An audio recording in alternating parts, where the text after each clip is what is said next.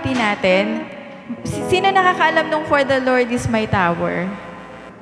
Pwede pakitaas yung kamay. Si LK. Ayaw magtaas ng kamay. Alam mo yan eh. Wala po bang may alam nun? For the Lord is my tower. Tower. Ano ba yung tower? Parang shelter din po yan eh. Dati po kasi sa Old Testament, mga ano sila, nag-aagawan sila ng mga lugar. So may mga conqueror, may mga halimbawa, mga taga-baliwag, sasakupin ang Taal o ang Pulilan, gano'n, may ganyan.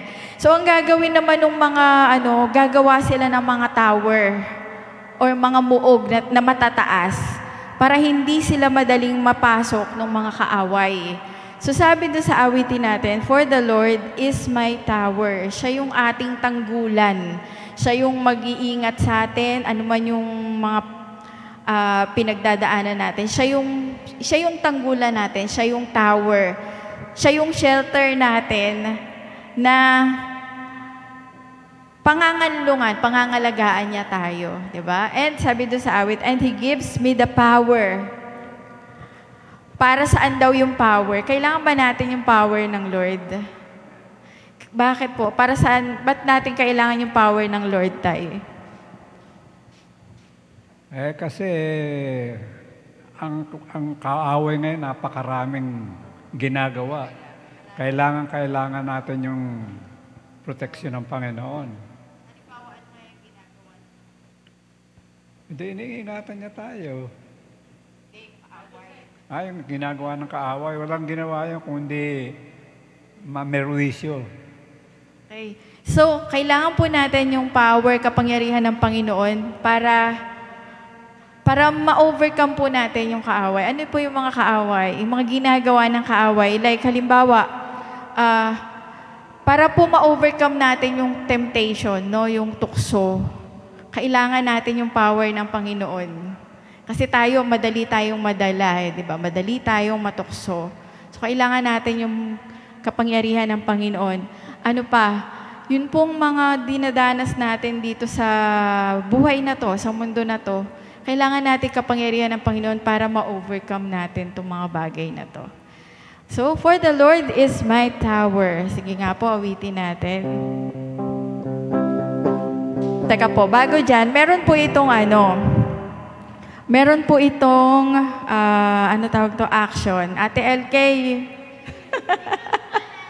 Uwe, halika dito.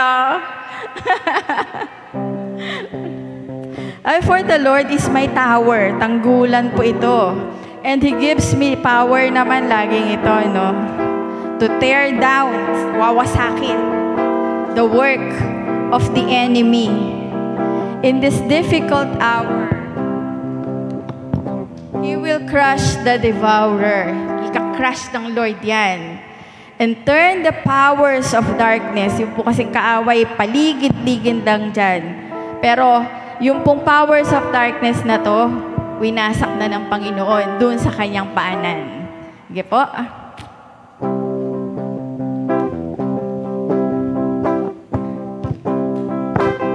For the Lord is my tower, and He gives me the power to tear down the works of the enemy. In this difficult hour, He will crush the devourer and turn the powers of darkness underneath my feet. Once again, for the Lord is my tower, and He gives me the power to tear down the works of the enemy. In this difficult hour, He will crush the devourer and bring the powers of darkness underneath my feet. Once again, for the Lord is my tower, and He gives me the power to tear down the works of the enemy.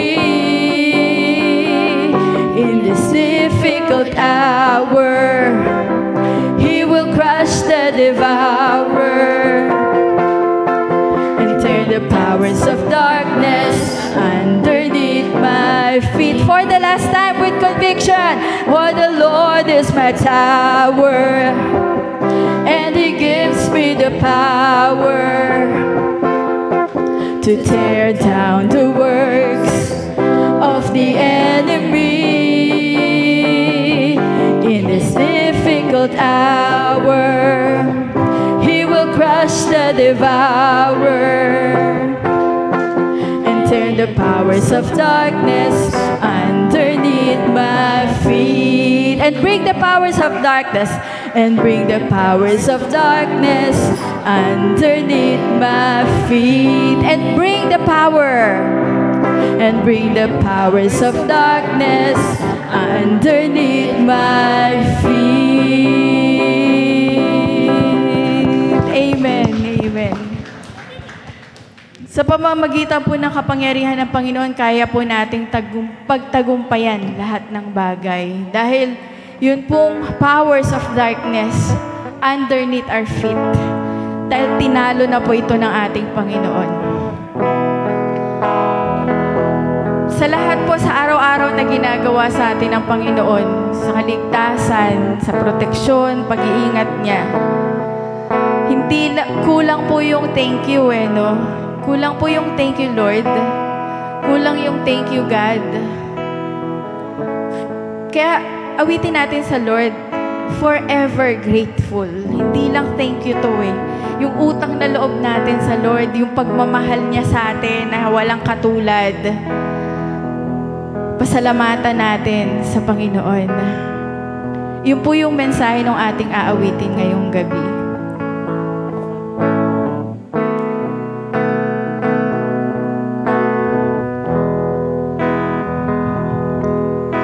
You did not wait for me to draw near to you, but you clothed yourself with frail humanity.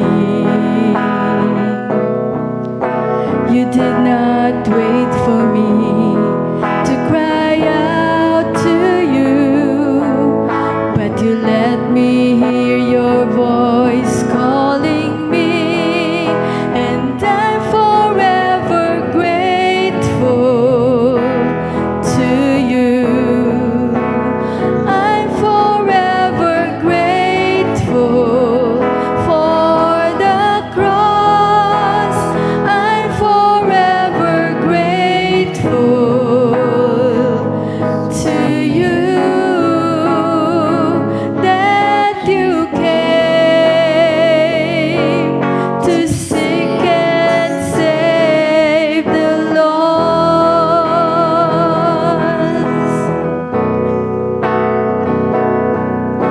You did not wait for me to draw near to you, but you clothed yourself with frail humanity. You did not wait for me to cry out to you, but you let me hear your voice calling me, and I'm forever grateful to you. I'm forever grateful for the cross. I'm forever grateful to you that you came to seek and save the lost. Once again, you did not wait for me to draw near to you, but you clothed yourself with frail humanity.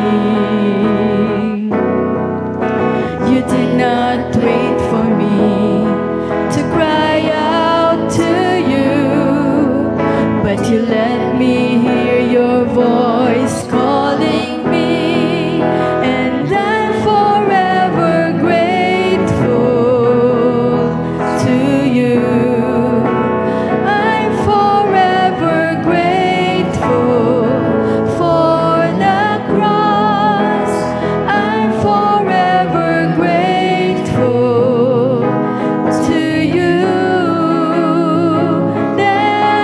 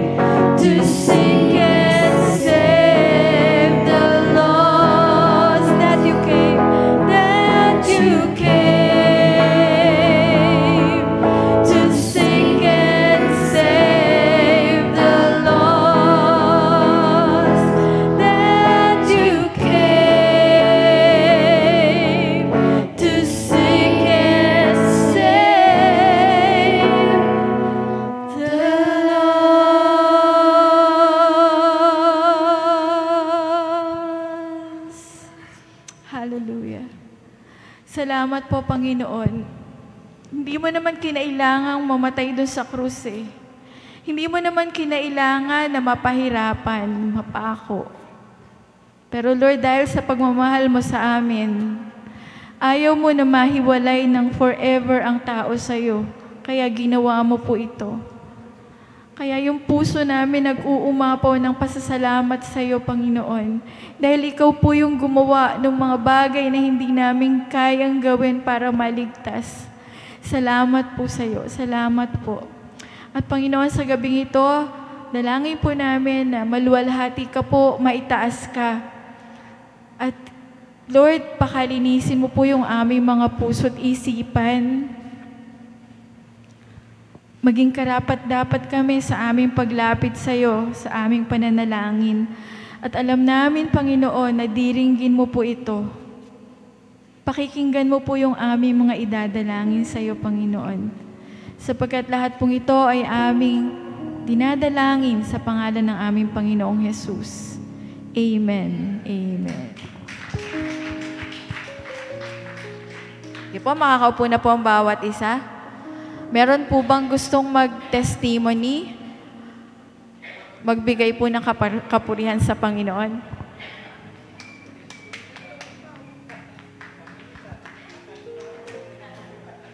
Ay, Brother, happy anniversary. Magandang gabi po sa lahat po. Gusto ko lang po idagdag yung sinabi ni Ate Malu na power. Kasi po, sa tingin po ninyo kasi sa akin, ako ay mabait. Napakasalbahe kong tao po. Opo, totoo po. Hindi, totoo po. Naikot ko po ang buong mundo ha. Buong mundo naikot ko dahil sa trabaho ko po. Pero marami po talaga akong kasalanan. Ngayon ko lang sasabihin po sa inyo. Yung mga ano kasi po, bigyan, Ate Malo, bigyan mo akong oras kasi testimony. Ano kasi po, yung pagtatapo ng tao po, karaniwan yun sa aming dalawa ni Kapitan. Pag may stowaway kasi po, hindi mo pwedeng ibalik yun kasi malaki ang penalty. So, ang ginawa po namin, gawaan ko ng balsa, tinatapon. Pero mga igoy yun. Ibig sabihin sa igoy, mga nigger. Laging gumagambana sa isipan ko po, bakit ko ginawa yun? 5 po sila. Pag pumunta ka dyan kasi sa Mombasa, maraming stowaway. Gustong umalis doon po sa ano nila, bansa. Tinapon po namin yun. Maliban doon po, marami akong kasalanan sa asawa ko. Totoo po. Bilang sa trabaho ko po, totoo po yun na i-report. Kasi po, sa posisyon ko po ay nandyan talaga yung tukso. Nandyan ang tukso po para lang maibigay ko sa kanila yung magandang kita. Minsan nagawa ko yun sa asawa ko po. Pero hindi po ako nagkukulang sa kanya. Dahil po ay bugso na rin siguro yun na malayo ako sa kanya. At saka po yung minsan kasi lagi kong kasama yung representative ng may-ari ng barko. So, pag sabi niya na labas tayo, labas po kami. Minsan, sabi ni Mrs., kasi lagi ni Mrs. akong chinichik alas 12 ng gabi, bakit ka nandyan sa labas? Sabi ko po, naghanap po ako ng mga piyesa.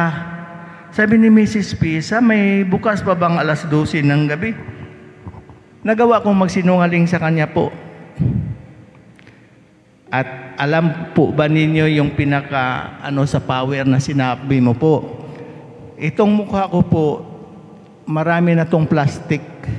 Ito. Dahil sa mga kalukuhan. Pero nandyan yung power sa Panginoon. Makikita po ninyo yung tainga ko, iba na po. Plastic po ito. Kabila, plastic. Wala na yung dito. Makita niyo plastic po ito. Nagtaka lang po ako sa Panginoon, bakit hindi pa niya ako kinuha dahil salbahe nga ako? Yung naputukan po ako sa ilalim ng tangke, chemical tanker kasi yung barko ko po, napakadelikado. Naputukan ako sa tangke sa ilalim, sila lahat po ay akala nila patay na po ako. Pero yung lumabas ako sa manhole, nakaano sila sign of cross kasi mga Katolik yung Russian yung iba eh. Kaya sabi ko, sa power talaga ng Panginoon, walang imposible. Walang imposible po. Yung naputukan po ako sa mayroong akong mga gas-gas, pero hindi ako nabingi lang po ako, hindi ako namatay. Ito namang po, kinain rin ako ng makina. Itong overall, alam mo man, brother, yung overall, di ba? Warak-warak. Pero ako po ay nabuhay. Nagtaka nga ako ngayon, sa dami ng abuloy, kasi ang sinabi kasi nila, patay na si Chip, patay na ako. Ang daming abuloy na dumarating. Kaya pagdating namin sa puerto, ginawa pa namin katuwaan yung pera. Pinagpaparty-party namin. Kaya sabi ko, Lord, bakit hindi mo ako kinuha? Kaya minsan sabi ni Mrs., sinabihan ako ni Mrs., masama ka kasing damo, kaya hindi ka mamatay-matay. Hanggang ngayon po, lagi akong nagdarasal. Sabi ko, kailan ko kaya ito sasabihin sa kanila na ako po ay salbahe. Salbahe po talaga ako. Kumunga sa yung kabataan, tumitira ako dati po. Tumitira talaga ako. Dati, mga 22 ako. Tumitira po ako. Hindi ko nga alam paano ko nakauwi sa Kaya lang po, yung pala natin, pag ikaw'y hindi ako Christian dati. Katolik po ako. Lagi akong nananalig sa Panginoon. Tuwing gabi po, pumupunta ako sa taas, sa bridge, tawag na bridge. Doon ako, sinabi ko lahat na, Lord, bigyan mo po ako ng panahon, dahil ito naman talaga ang trabaho ko, bigyan mo po ako ng panahon na makakita ng asawa, magkaroon ng pamilya, kasi po, dahil po sa aking mga kalukuhan, nagkaroon po kasi ako ng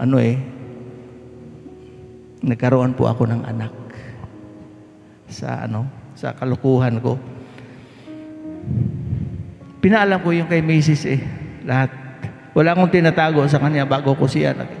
Pero alam po ninyo, dahil sa power ng Panginoon, na bago po niya ako. Hindi ko to ngayon lang ako nagganito. Hindi ako sumasali sa mga yung event. Hindi ako sumasali. Pumapasok lang ako sa baklaran. Kaya po, pag yung matindi yung kasalanan ko, pumapasok ako doon. Pumipila pa ako doon sa prosesyon ng Nazareno. Gusto ko kasi na iparating po sa kanya na nagsisisi po talaga ako sa mga ginagawa ko. Pero kita mo, umaabot ako ng 70. Tinatago ko yung mga gawain ko po. Tinatago ko sa kanila. Pero yung take note lang po yung inano ko sa pamilya ko po ay yun, pinagpawisan ko talaga yun. Pinagpawisan ko yun. Kaya nga, ang aking mga anak ay super bait. Ito, super bait. Kaya bigay talaga ito ni Lord sa akin na huwag kang mag-aral. Hinto mo yung aral mo para mag-asikaso ka kay Papa mo. mama mo. Kaya sister, yung sa power na sinabi mo,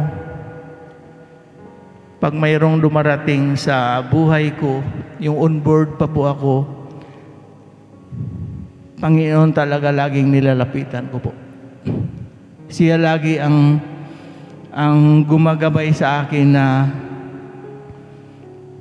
yung tao pala po pag hindi niya pakukunin, hindi talaga kasi ano kami, yung pasunod, ang tawag niyan, convoy. Yung una kasi natamaan ng missile, patay, 5 patay. Pero kami po, bakit hindi kami tinira? Kaya sabi ko sa power of God, sa panalangin lang po talaga. Pag maniniwala ka sa Panginoon po, walang imposible. Dahil tingin ninyo sa amin ni Mrs. ay walang problema. Marami po kami problema. Lalo na sa akin. Ang dami kong problema po. Pero ngayon nabawasan na kasi nasabi ko na sa inyo eh. Pero ano pa lang yun, hindi pa lahat yun. Marami po talaga akong, kasalanan. Marami po. Tahimik lang po ako pero ayaw kong, minsan nahiya kasi ako sa mga anak ko. Ganun ka pala, Papa. Pero sa ngayon po, malakas ang loob ko dahil nabanggit kasi niya yung power. Na hindi naman po ako nagpabaya sa pananalig. Lagi po, may rosary pa nga ako eh. Lagi sa bulsa ko, pag gumawa ako ng trabaho, nandoon yung rosary. Sa bulsa ko po. Kasi yun ang paniniwala ko kasi na mayroon akong mahal na centennial na maliit. Nandito sa bulsa ko palagi yun. Yung binili ko doon sa Cebu, bawal pala yun, sabi ni Mrs. Bawal po yun. Sinunog na yun ni Brother Ray. Sinunog niya lahat. Pero tingin ko, Sister Brother, nakakatulong rin sa ano ko eh. Yung araw-araw kong trabaho sa dagat. Kasi minsan kasi pag yung pinipressure ako sa may-ari, lumuluhod ako niyan doon sa kwarto ko, nagdasal ako, nalutas eh. Nalutas yung problema ko. Kasi ang problema ko kasi dala ko lahat eh. Dala ko lahat. Kaya minsan sa asawa ko, pag nagkakasala, noon pa man yun, ngayon wala na eh, medyo mahina na po talaga ako, hindi na kaya. Kaya noon, patawarin lang po ako na sinabi ko to lahat kasi kahit sa ang sulok ng mundo po, nandoon yung tukso. Nandoon yung lahat. Kumbaga, inano talaga, hinahain talaga yun sa akin, nandoon po. Nandoon na yung manalangin ka lang na ano po, na huwag naman lahat kasi sa ano. Thank you po na sa power ni Ate nagkaroon ako ng lakas na sasabihin ko po sa inyo. Pero po, salamat, maraming salamat. Salamat po si Lord talaga. Siya po yung God of second chances, di ba? Maari kaya hindi ka pa po kinuha ni Lord kasi may plano pa po siya sa'yo. Tatawagin ka niya, makakakilala ka sa kanya. Itatama po niya yung mga mali na dinadaanan natin, di ba po? Tatawag pa po ba tayo ng magpapatotoo? Meron pa bang gustong-gusto talaga?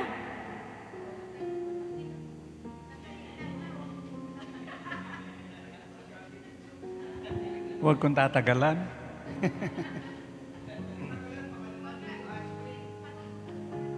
Magandang gabi po sa inyong lahat.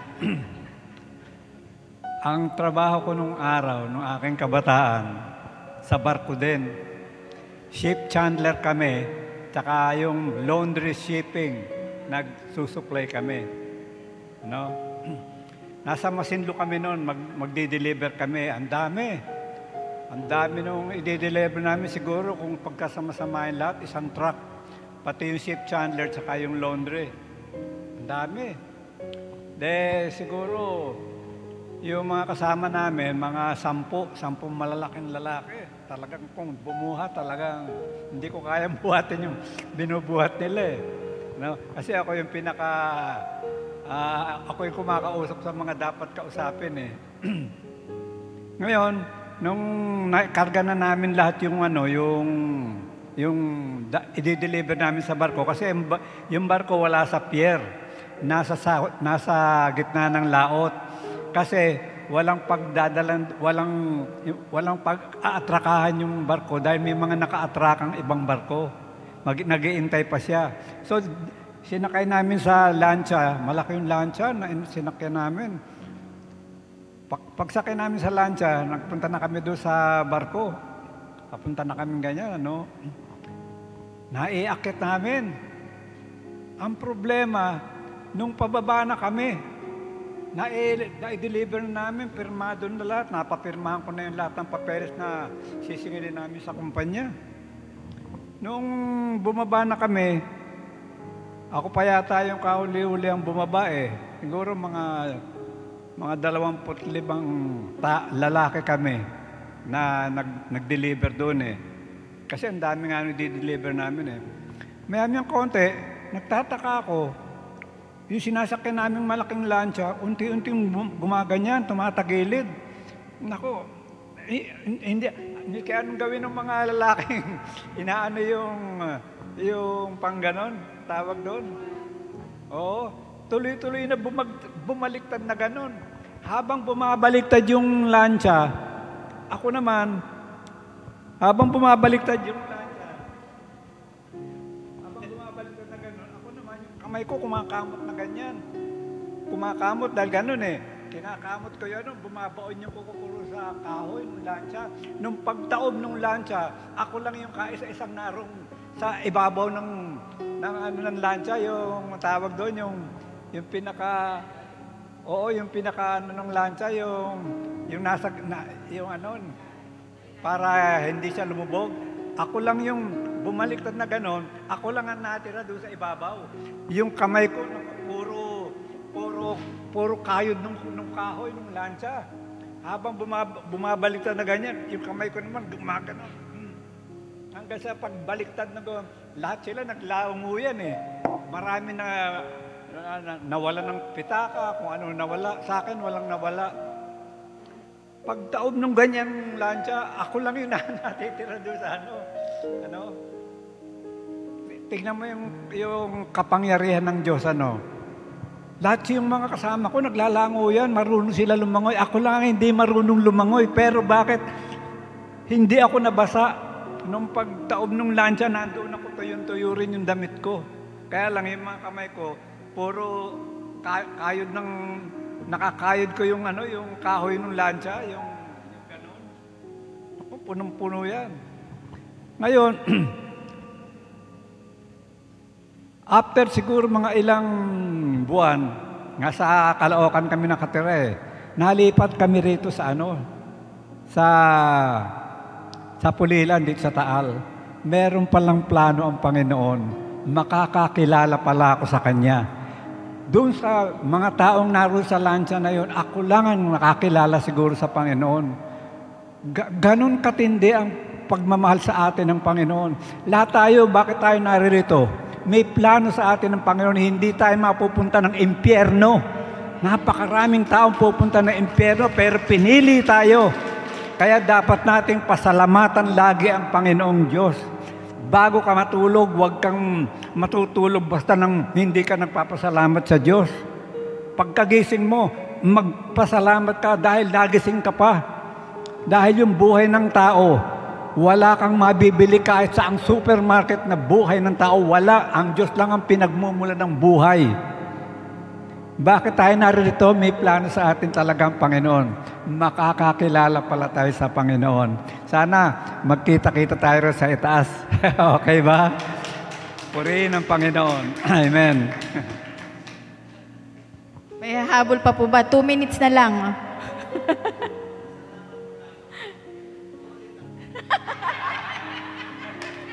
One minute na lang po, Mga kapatid, ano pala, nakalimutan ko eh. Dahil sa power sa God, yung anak ko pong nasa London po, may sarili na po, may ano na siya po, may tawag dito, working permit sa lahat ng UK territory. Yung mga ano, kaya pasalamat po ako sa Panginoon talaga. Tapos mayroon na rin kaming matitirahan po doon. Yan sa power ng Panginoon po. Ay, tika pala.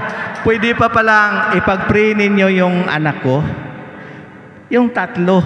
Kasama yung itong mabait kong anak. Ipag-pray na tuloy-tuloy po ang blessing na ibigay po sa amin. Kahit po ako'y salbahing tatay.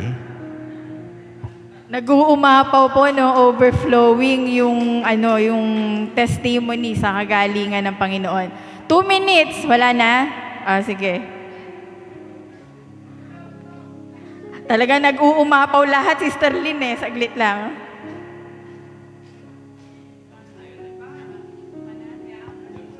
Isang mabilis lang po. Gusto ko lang magpasalamat sa buhay na binibigay sa atin ng Panginoon. Kasi lalo na sa time ngayon, nandito po ako, kasama niyo ako. Na-aksidente po ako last Saturday. Punta kami ng Benguet. Sigawing Pangasinan, bandang Ordaneta. Matuloy takbo namin kasi mga 5 truck yung in-overtake namin madaling araw. So, wala masyadong kasalubong. Aside dun sa mga truck, ganyan, nilapwas na namin. Tapos, bago kami bumiyahe, hinanda ko yung motor, kinondisyon ko, palit gulong, yung preno, pinayos ko, change oil, lahat. Ako, mga 2 weeks preparation ko sa sarili ko nun para okay. Tapos nung bibiyahe na, kasi na-postpone yung lakad namin ng 1 or 2 beses. 2 weeks ata na-postpone. Tapos natuloy kami last Saturday. Kasama namin si Tito Jo, si EJ, si Kuya Richard. 4 kami. 3 NMAX, tapos yung motor ko po. Anong nangyari? Hindi ko pa masyadong figure out kung ano yung mismong dahilan bakit nag-malfunction yung motor Basta matulin kami. Tapos, biglang nag-low power yung motor. Nakasigaw pa ako sa intercom. Meron kasi kaming intercom sa tenga. Kaming 3. Kaya dinig nila yung mga salita namin. Nakasigaw pa ako sa nila, low power, low power. Tapos, after nun mga 2 seconds, nag-crash na ako. Nauna ako sa motor. Nangyari, yung motor, imbis kusang huminto, yung unang gulong huminto, yung likod na gulong umangat. Kaya nauna ako doon sa motor. Sobrang di ko expect na mangyayari yun kasi condition ko yung motor, condition ako. Ang gagawin ko lang talaga is gigilid ako. Tatabi ako sa gilid kasi palagay ko baka may something lang na natanggal dun sa hose nung carb ng motor. So, balak igigilid ko lang. Tapos bigla nga siya nag-full stop. Nauna ako sa motor. Pumatong sa akin yung motor. Una ulo ko sa pagbagsak. Pero buhay po. Andito ako ngayon kasama niyo. Cleared yung x-ray. Cleared yung CT scan. Sugat lang. Tsaka tinahi yung baba ko kasi pumalo sa sahig. Parang ina-uppercut mo sahig. Pero ayun, salamat po sa Diyos kasi eto po, buhay ako, magkakasama tayo, nakapaglingkod pa tayo sa Diyos. Thank you po. Grabe, overflowing. Ano po, i-ano na po, meron ba talagang kailangan? Or, sige po, ano po natin sa mga susunod na weeks. Alam ko po na marami talaga tayong testimony ng kagandahan loob ng Panginoon. So, tawagin na po natin yung ating messenger for tonight. Ayan, amen. So, nakakatuwa po na ang maraming gustong magpatotoo ng kapangyarihan ng Diyos sa buhay ng bawat isa sa atin. At talaga pagka tayo ay grateful, yung blessing talaga ay umaapaw. May mga problemang dumarating pero mas nakikita natin ang kapangyarihan ng Panginoon sa ating buhay. So, pasalamat sa Diyos dahil po tayo minsan pa ay magkasama-sama para po mag-aral ng kanyang salita at tayo po ay magpalakasan sa pananalangin. Bago po tayo magsimula, inaanyayahan ko po ang lahat na sandaling tumahimik at sama-sama po tayong manalangin. Amang Diyos na makapangyarihan sa lahat, nakaka-overwhelm, Panginoon, yung kapangyarihan na ginagawa mo sa buhay ng bawat isang anak mo. Tunay nga, Panginoon, nakulang yung mga salitang salamat para po kami ay magbalik ng kapurihan sa iyo sa mga ginagawa mo sa aming mga buhay. At Lord, we truly thank you that we are here tonight, sama-sama, Panginoon, na mag-aaral ng iyong salita. And Lord, we pray na buksan mo pa ang aming mga puso at isipan, buksan mo pa ang aming mga spiritual eyes, i-open mo ang aming mga spiritual ears upang ang makita namin, ang marinig namin, ang aming mapag-aralan at matanim sa aming mga puso ay ang kung paano ka kumikilos sa aming mga buhay. Lord, tago mo ako sa kapangyarihan mo, and Lord, you speak on my behalf. We ask you the guidance of your Holy Spirit sa mga oras na ito. At alam po namin na kayo po ay lagi mo kaming sasamahan. Marami pong salamat sa iyong papuri at parangal. Sa pangalan ni Jesus, Amen. Yan. So, ang ating pong pag-uusapan ngayong gabi ay may kinalaman sa isa sa disipulo or disciple ni Jesus, no? Si Pedro. Okay, si Pedro ang bato ng pananampalataya. So, yun yung ipamagat natin sa ating pag-aaralan. Pero bago natin pag-usapan yung ating verse, no? Ngayong gabi, ay alamin muna natin yung mga katangian ni Pedro. No? Ano ba yung pagkakakilala natin kay Pedro? Sa secular world, ang pagkakakilala sa kanya ay may hawak siyang manok. Kaya maaari na yung mga hindi pa nakakakilala kay Jesus bilang Panginoon tagapagligtas at ang pagkakakilala kay Pedro ay may alagang manok, baka kung siya ay may sabungan, tuwing lalaban yung sabungero na yon ay siya yung tinatawagan. San Pedro, papanalunin niyo po yung aking manok. Ang isa pang icon na kilalang kilala si Pedro ay yung susi. Kaya may mga kwentuhan na bago ka makapasok sa langit, ay magpapacheck ka ng attendance kay Pedro. Ay, San Pedro, nandyan po ba ako? O, hanap sa pangalan. Yun. Ay, wala ka, hindi ka rito. Doon ka sa baba. So, yun po ay hindi mga katotohanan. Hindi po yon ang ating pinanampalatayanan. Now, ano ba yung mga katangian ni Pedro nung siya ay nabuhay? No?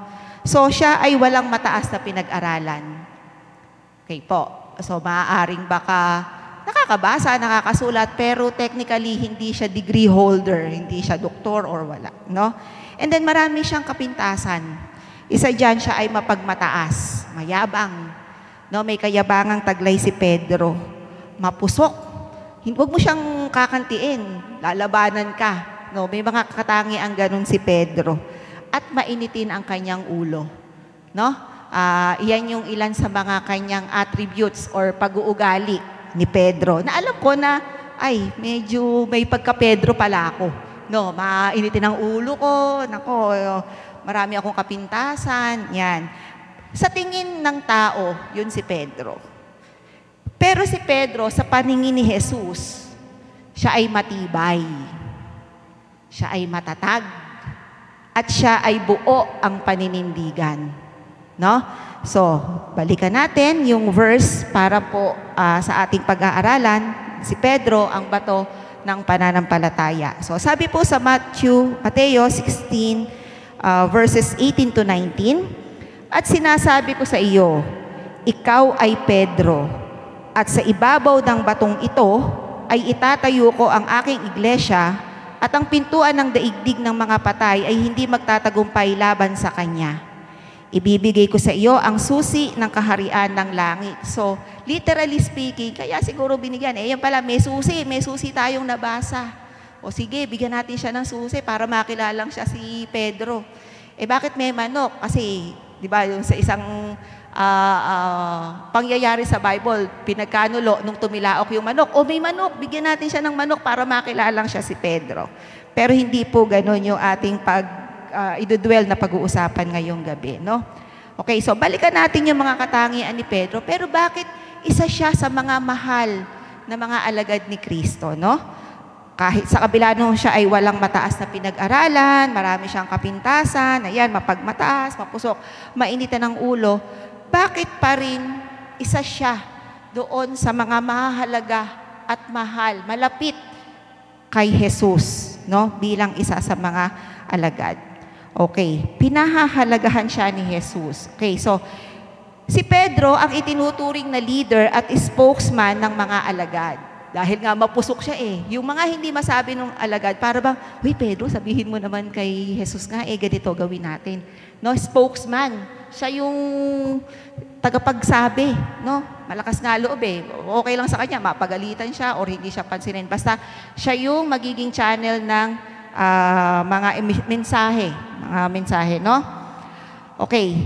Kasama siya sa pinakamalapit kay Jesus. Dahil nga wala siyang mataas sa pinag-aralan at marami siyang kapintasan. Ayan, mapagmataas, mapusok, may initin ng ulo at maiksi ang pasensya at marami pang iba.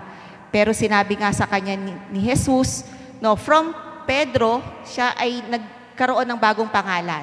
Diba? Siya ay naging si Simon, no? At sinabi ni Jesus kay Simon, "Ikaw ay Pedro, matibay, matatag, buo ang paninindigan." Pero sa pananaw ni Pedro sa kanyang sarili, hindi po ako ganun. Hindi siya ganun. Yung pagkakakilala sa kanya ni Jesus ay hindi ganun. No? Dahil nga ang alam niya, yung mga negative na katangian, yung taglay-taglay niya. No? Pero nais palutangin ni Jesus kung ano siya sa kasalukuyan, hindi kung ano yung siya sa kasalukuyan, kundi ang maaari niyang marating.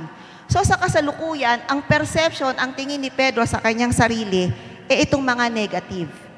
Pero sa pananaw ni Jesus, hindi siya ganon. Meron pa siyang mararating. Iwanan mo tong present mo. Patayin mo tong sarili, yung mga katangian mo sa kasalukuyan. At doon tayo kung ano yung pagkakakilala ko sa'yo. Na ikaw ay matibay, matatag at buo ang paninindigan. Bakit? Dahil pinahahalagahan siya ni Jesus. No? Pinahahalagahan rin niya tayo, hindi lamang dahil sa nagawa natin, kundi sa maaari pa nating magawa. Kanina nga nakakaano yung testimony, na talagang dun sa past, talagang nandun na rin naman yung pagkilos ng Panginoon. At lalo ngayon na nakilala na natin siya, lalo ngayon nating nare-realize na ganun pala ka-powerful ang Panginoon sa buhay natin. No? At kung tayo'y tutugon sa kanyang tawag, our possibilities are endless. Hindi natin kayang limitahan yung mga nasa isip lang natin because of God's power, ay the possibilities are endless. Sino ang mag-aakala na noon munti ka nang mawala sa mundo? Pero 70 years from nang pinanganak ka, andito ka ngayon, na-enjoy natin. Sino ang mag-aakala na yung mga batang lalaro-laro lang dyan, naka-attend ng Sunday school, may nag-aya, pero ngayon, sila na yung mga nakakatuwang natin na mag-share din ng magandang balita sa mga bata. No? So the possibilities are endless. Sino ang magsasabi na ganitong blessing yung ating ma-enjoy? No? Kasi kung sa perception natin, kung sa makitid nating pag-iisip, yung aksidenteng naranasan ni Sam, o una yung ulo. Pagka ganun, medyo, iba na yung mga ganong klase ng aksidente. Pero, as per his testimony of God's power, narito siya at buhay. So, the possibilities are endless with Jesus. Lalo na kung tutugon tayo sa kanyang panawagan. Ganon ang ginawa ni Pedro. Tumugon siya sa panawagan ni Jesus. Okay. So, dahil tumugon si Pedro sa panawagan ni Jesus, nagkaroon ng opportunity, nagkaroon sila ng close encounter, nagkaroon sila ng relasyon, nagkaroon sila ng bond bilang magkaibigan, mentor and mentee, tagapagturo at tinuturuan. No? At nagkaroon ng pagkakataon si Jesus na mahubog si Pedro ayon sa gusto niya. No? At sabi sa Filipos 4:13, ang lahat ng ito'y magagawa ko dahil sa lakas na kaloob sa akin ni Kristo. No, hindi sa ating sariling lakas, kundi because God's power is working in us na.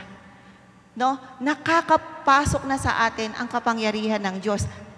Open na tayo sa paglilid niya, open na tayo sa pagtanggap ng mga aral niya.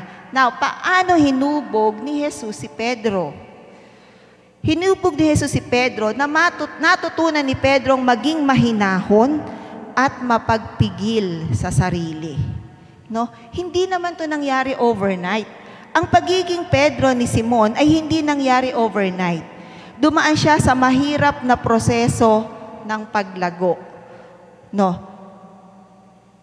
Paano natutunan ni Pedro na maging mahinahon at mapagpigil sa sarili? Dahil nga, sabi kanina, siya ay mapusok, padalos-dalos sa pagsasalita, madaling humusga sa kapwa at napakadaling mag-conclude, judger. Natuto si Pedro sa pamamagitan ng halimbawa ni Jesus. Kasi kung sino yung kasama mo, more or less, yun yung magiging ugali mo. Meron nga, di ba yung transfer of spirit? Sumama ka sa magagalitin, mamaya lang, lagi ka na rin galit. Pero sumama ka roon sa isang tao na mahinahon, mahahawi ka. Para ba yung nahahawa ka, no? Okay, so ganun po ang nangyari kay Pedro. Dahil lagi siyang kasama ni Jesus. So yung mga katangian ni Jesus ay nalipat sa kanya at nagagaya na ni Pedro.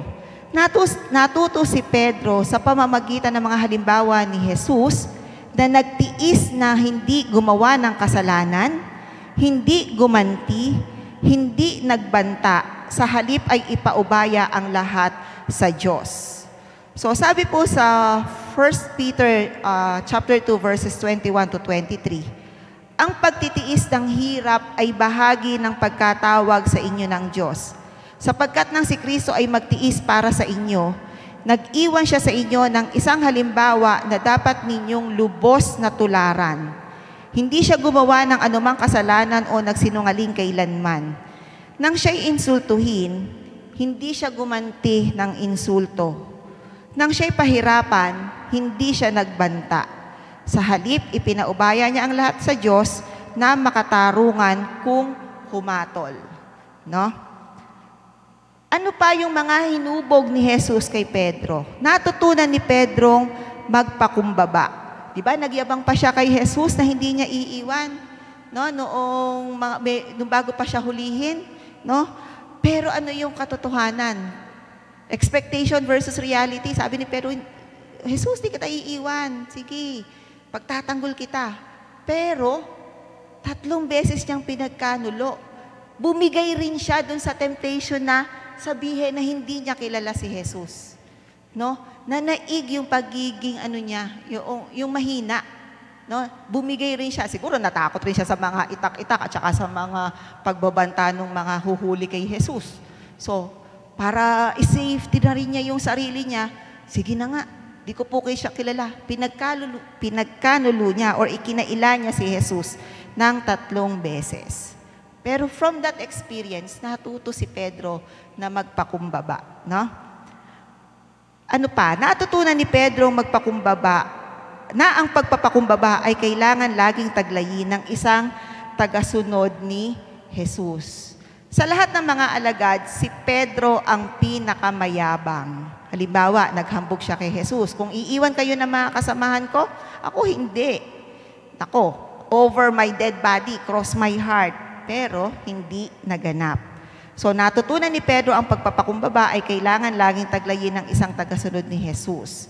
So, sabi po sa 1 Peter 5:5b, at kayong lahat ay magpakumbaba sapagkat sinasalungat ng Diyos ang mapagmataas, ngunit pinagpapala niya ang mababang loob. So, proseso. Di naman agad-agad yan lahat natutunan ni Pedro. Pero eventually, na-realize niya, amen, pagka pala ako'y mapagmataas, ibababa ako ng Panginoon. At kung ako'y nagpapakumbaba, Doon ako itataas. Ano pa? Natutunan ni Pedrong magsakripisyo. Pinahayag ni Jesus kay Pedrong nakatakda siyang mamatay bilang isang martir. Iyon nga ang nangyari. Paano ba siya namatay? Paano namatay si Pedro? Ipinako siya sa krus ng patiwarik, pabaligtad, no? Yung ilalim nandun. O imagine niyo lang, yung blood niya from sa kanyang paa ay bababa sa kanyang ulo kasi nga yung paa niya yung nasa taas. Eh di ba nga, yumuko lang tayo, nahihilo na tayo. So what more? So yung ganun yung agony na naranasan ni Pedro at isa yon sa kanyang pagsasakripisyo na natutunan niya. Sumunod ay natutunan ni Pedro ang pagsasakripisyo alang-alang sa Panginoon ay malaking pribilehiyo. It's a privilege, no? To sacrifice para sa Panginoon. Magsakripisyo ng oras, magsakripisyo ng panahon, ng talento, ng lakas. Pero kung ito ay para sa Panginoon, ito ay tinatanaw natin na malaking pribilehiyo, no? Yung pagpupuyat sa pananalangin, parang nakakapagod, pero iba yung strength, spiritual strength na nakukuha natin bilang pribilehiyo. No? So sabi nga po sa 1 Peter chapter 4 verse 14, pinagpala kayo kung kayo'y kinukutya dahil kay Kristo, sapagkat sumasa inyo ang espiritu ng kaluwalhatian, ang espiritu ng Diyos. Panghuli, natutunan ni Pedrong natutunan ni Pedrong walang dapat itinatangi ang isang tagasunod ni Jesus. Noong unay walang intensyon si Pedrong abutin ng mga hentil sapagkat itinuturing niya marumi sila. Ngunit dahil sa pangitain ng pagkain, natutunan niya ang kanyang lesson. Higit sa lahat, magmahalan kayo ng tapat sapagkat ang pagmamahal ay pumapawi ng maraming kasalanan. No? Pero hindi ito yung literal na, ang dami kong kasalanan, magpapakita na lang ako ng mabubuting bagay at mababayaran na yung kasalanan ko. Hindi po ganon, hindi po literal ang dapat nating pagkaunawa dyan. Kundi, yung hindi talaga kaibig-ibig sa atin ay isang sakripisyo. No? And from that way, ay mababawasan natin yung pagkakasala kasi sinisikap nating mahalin, sinisikap nating yakapin yung mga hindi nating kauri. Talaga namang mas masarap ka banding yung ka-level mo.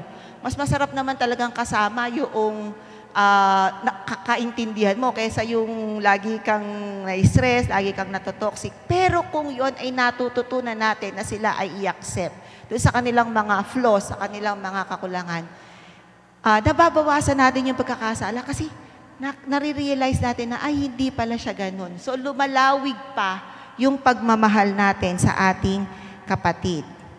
And then natutunan ni Pedro maging matapang. Noong unay ipinagkakailapan niya si Jesus sapagkat siya'y natakot. Ngunit pagkatapos si Pedro'y naging simbolo ng katapangan at katatagan.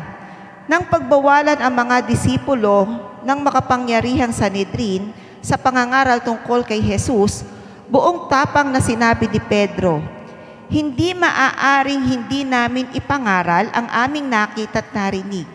Dapat naming sundin ang Diyos sa halip na ang tao. So, ibig sabihin, susundin ang Diyos kesa sa mga tao. Handang mamatay si Pedro alang-alang sa Ebanghelyo. So, nandun po sa Gawa, chapter 5, verses 26 to 29, kaya't pumunta sa templo ang kapitan kasama ang kanyang mga tauhan. Kinuha nila ang mga apostol, ngunit hindi sila gumamit ng daha sa pangambang baka pagbabatuhin sila ng mga tao. Iniharap nila sa kapulungan ang mga apostol at ang mga ito'y tinanong ng pinakapunong pari, hindi ba't mahigpit namin kayong pinagbawalang mangaral sa pangalan ng taong iyan? Sinabi niya, ngunit tingnan ninyo ang iyong ginawa. Laganap na sa Jerusalem ang inyong itinuturo at nais pa ninyo kaming papanagutin sa pagkamatay ng taong yan. Sumagot si Pedro sa ibang apostol, sa Diyos na kami naputol.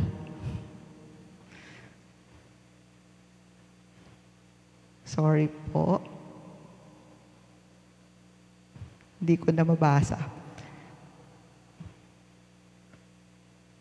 Meron po bang merong verse dyan para po maituloy na kami? Ayun, sa Diyos na kami dapat subagot at hindi sa tao. Thank you, Sister Malu. Now, sa ating po mga personal na buhay, personal prayer pala, ano yung mga ipapanalangin natin? Ipanalangin natin na bigyan tayo ng katapangan at katatagan tulad ni Pedro nang siya ay baguhin ni Jesus.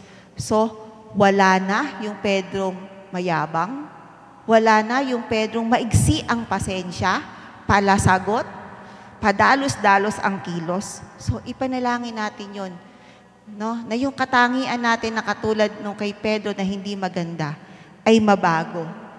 Pero hindi sa sarili nating kakayahan, kundi sa kapangyarihan ng Panginoon. At si Jesus lang ang makakapagbago sa atin. Ano pa po?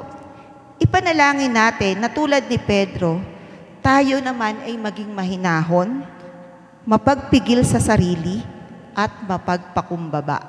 No? Ipinalangin rin natin na tulungan tayo ng Panginoon na magsakripisyo, magmahal sa iba, at maging matapang sa harap ng pag-uusig. Hanggang ngayon naman, talagang nararanasan natin ng persecution. Pa-Bible ka pa, o ganyan ba ang Christian? Nararanasan natin yan. O kung nakatanggap ka na kay Kristo, bakit ganyan pa rin yung problema mo? Bakit ganun pa rin ang finances mo? Mga pag-uusig yan. Kasi nga, gustong i-divert ng kaaway, ng demonyo, yung isip natin na, ay, hindi naman pala kumikilos ang Diyos sa buhay natin. Ganun siya umatake. Kung ano yung mahina sa aspeto ng buhay natin, halimbawa, sa pamilya, sobra tayo nagpapahalaga sa pamilya, gagawa ang kaaway ng way para mapasok yung pamilya mo. Papasukan ka niya ng kasakitan sa miyembro ng pamilya mo para humina ka, pero hindi dapat. Panalangin natin na tayo ay maging matapang sa harap ng pag-uusig na yon. No? At, yun po. So, yun po yung ating mga ipapanalangin. So, nakaka-inspire ang buhay ni Pedro bilang isang alagad. No? At ganun din tayo. No? Kaya tayong baguhin ng Panginoon. Bigyan lang natin siya ng pagkakataon, magkaroon tayo ng close relationship sa ating Panginoon para yung mga hindi natin magagandang gawain, hindi natin magagandang mga katangian ay mabago nang naaayon sa gusto ng Panginoon na mahubog po tayo. So tayo po'y manalangin. Amang Diyos na makapangyarihan sa lahat, salamat Panginoon sa buhay ni Pedro na ipinaalala mo sa amin na kaya mo po kaming baguhin. Lord, dalangin po namin na bigyan mo kami ng kalakasan na tumawag sa iyo, ihain sa iyo Panginoon, ibaba sa iyo yung mga hindi namin magagandang gawain at pasakop kami sa iyong pagtuturo. Pailalim kami, Panginoon, sa mga pagbabago na gusto mong magawa sa aming mga buhay. Lord, sa buhay namin, may mga resistance kaming gagawin. Lord, dalangin po namin na hawakan mo yung puso namin ng mga matitigas. Palambutin niyo po ito at ihawi mo kung paano namin ito dapat na maging katangian. Yung aming mga isipan, Panginoon, kayo po lagi ang siyang mag-control. I-guide niyo po kami sa aming mga iisipin, sa aming mga paplanuin, sa aming mga sasalitain. Even sa mga maliliit na pagdidesisyon, Father God, sa maliliit na mga bagay na aming mga gagawin. Dalangin namin po na kami po ay lagi niyong i-guide at mahubog kami katulad ng isang potter na ginagawa mo yung pinaka-the best creation para po sa aming mga buhay. And Lord, we pray na anuman ang aming mga estado sa buhay, anuman ang aming mga edad, kabataan, nasa ng edad, katandaan, naroon pa rin, Panginoon Diyos, yung pagkilos mo sa aming mga buhay upang mabago namin yung mga hindi magagandang katangian na nakikita mo sa amin. Lord, work in our lives and we invite you, Father God, sa aming pong mga buhay. Marami pong salamat. We give back to you all the praises and glory. In Jesus' name, amen.